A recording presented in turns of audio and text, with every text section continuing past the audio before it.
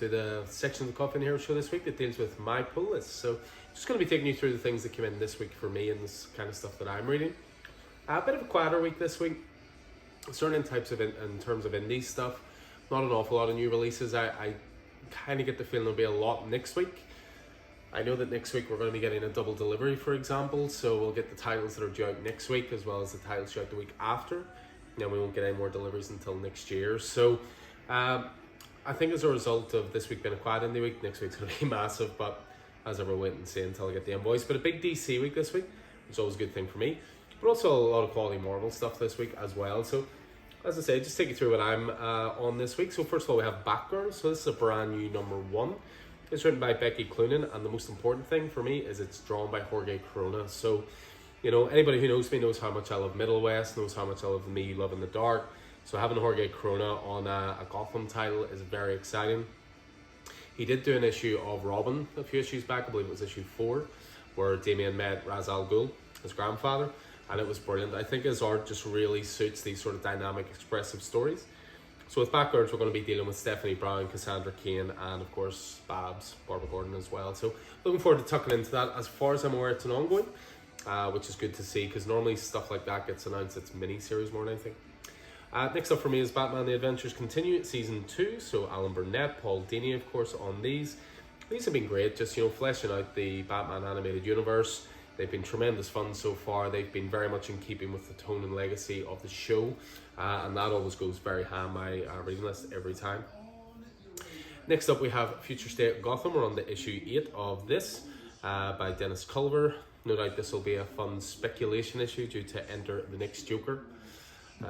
Yeah, for whatever reason. But yeah, the Future State stuff's been good. I've liked that they've kept Future State alive even after the sort of 2-month event wound down. You know, one of the things that came out of the Future State stuff was the next Batman, and we're currently following the next Batman's exploits through I Am Batman. So up to #4 of this, John Ridley still writing, Stefan Segovia on art for this one, and just look at that gorgeous cover. That's one of my covers of the week right there. Absolute beauty. Next up we have Jugger. So we're up to issue 10 of Joker. James Tynion, of course, still writing. Matthew Rosenberg co-writing now. And normally it's Guillaume March on art, who, again, is someone I'm a huge fan of. But we're getting another dose of Francesco Francavilla, who did the art for the annual as well, which was fantastic. Keep an ear out for the podcast soon, because I will be talking about that at great length. Joker annual was superb. But we're up to issue 10 of this. So, as I say, Francavilla, if it's not going to be Guillaume March doing art, I'm more than happy for it to be Francavilla. Next up we have Joker Presents a Puzzle Box. We're up to #5 of this. Again, those lovely Chip Zdarsky covers. They're always quite simple, but always striking. This, of course, is the Matthew Rosenberg, Jesus Marino, Chris Mooneyham series. Looks like Freddie Williams II is doing some art in this one as well. So we're up to issue 5 of that. Next up, issue 2 of 3. So we have the team of Jeff Lemire and Dustin Wayne, Robin and Batman. The first issue of this was brilliant. I'm a big fan of Dustin Wayne's art in general anyway, so that's always going to be a big selling point for me, but I also love stories that focus on a younger Dick Grayson back in his early days as Robin, because all the modern stuff, it's all Dick Grayson as Nightwing. You very rarely get to see him as Robin anymore, and that's what these stories have been doing. Next up is Swamp Thing, issue 10, which now conveniently says of 16. You'll see at the bottom here it says by popular demand extended to 16 issues. When we chatted to Ram V, the writer of this, about Swamp Thing, he always said that they had more stories in mind, and if critically and commercially it did well, they would, you know, produce more stories. So that's why they're going up to 16 issues now as well. Mike Perkins, of course, on art, who's just as important to that as Ram's writing. My final DC is Teen Titans Academy. Again, another series I've really enjoyed. The series, of course, focusing on the Titans setting up their own school, trying to teach the next generation coming through. That may be a thread that you recognise when I get to one of my Marvel books in a moment, but we're up to issue 9 of that. So speaking of Marvel, next up we have Defenders #4, so written by Al Ewing, Javier Rodriguez on art. One of Marvel's best looking books out there. The art by Javier Rodriguez every time is brilliant. And of course the concepts Al Ewing's putting forward, of course, are out there. Very high, heavy sci-fi based as well. And another Marvel title I'm really digging at the moment. One that I've talked about quite a few times, and I'm trying to get as many people on this as possible, is these series of Demon Days one-shots by Peach Momoko. And Peach Momoko I've talked about before, can be a love or hated kind of artist, take it or leave it kind of artist I should say. But these one shots have been absolutely superb, you know, reinterpretations of classic characters, you know, with a sort of Japanese mythology type leanings to them. I can see here based on this issue, it looks like it's going to be Thor and Scarlet Witch brought into this one. And again, these have been class, really highly recommend those. Next up is the next issue of Donny Cates' Hulk run, so we're up to issue 2. Issue 1 was very much out there, big concepts, big dumb fun in places, but oh my god, that art by Ryan Ottley was incredible. So that alone is worth the price of admission, but I like the direction Donny Cates has taken this. It's in a totally different direction to Al Ewing. And that's all he really could do, to be honest, because there was no way we were just going to follow Al Ewing's by doing something similar. But yeah, issue 2 of that out, really enjoyed issue 1, so looking forward to it. Stop me if you've heard this one before. Teaching the next generation of students to come through. So just like Teen Titans Academy, but Strange Academy through Marvel Comics as well. This has been the Scotty Young Humberto Ramos series. Again, brilliant all ages title for Marvel. There's plenty in here for seasoned readers to enjoy, but it's great for younger readers who are new to the format.